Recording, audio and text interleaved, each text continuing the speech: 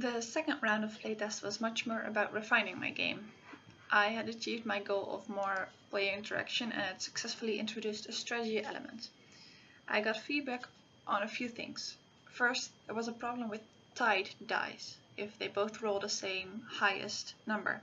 What to do with that? I decided to let the player re-roll only the die that were involved in the tie. If it is a tie again, only those that are tied are rolled until the tie is resolved. The second thing was that there was some unclear cards and a comment that if the rules were better explained, the game would be easier.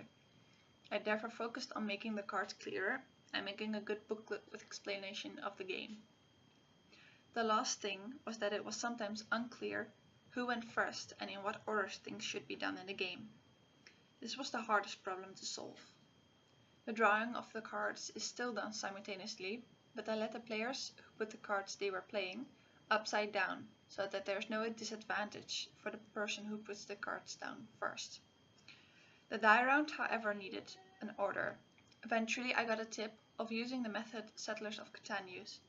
So one player starts and puts one dice down. The next player also puts one dice down, until the last player, who puts down 2 dice. And then you go back to the second last. He puts down his final die, all the way up to the first player. This way the disadvantage of the player who goes first is reduced,